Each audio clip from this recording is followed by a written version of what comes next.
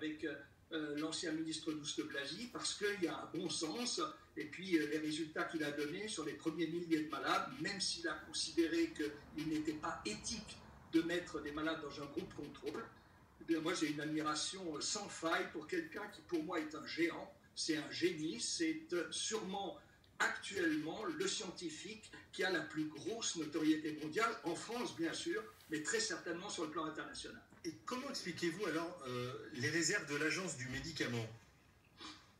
Mais parce que je pense que les réserves de l'Agence du médicament, comme les réserves du comité scientifique, comme les réserves de certains infectiologues, se trompent totalement de période.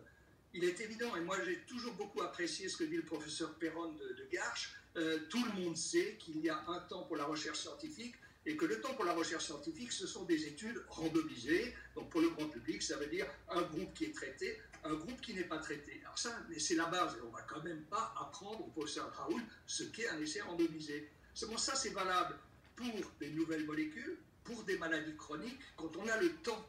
Et à partir du moment où on est dans une crise sanitaire aiguë, et quand sur un faible nombre de malades, vous avez vu qu'il y avait une tolérance parfaite d'une association de médicaments qui est hyper connue. Je répète, je suis chirurgien, ce n'est pas moi qui peux le dire, mais c'est dit par de nombreux médecins.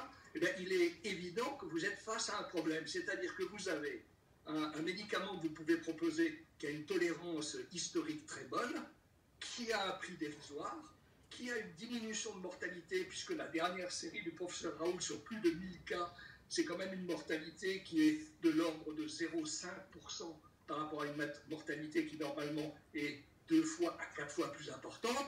Moi, je suis désolé, sur le plan éthique, je comprends, et il le dit, et il le dit bien, on marche sur la tête, ça n'est pas le moment de faire une étude randomisée.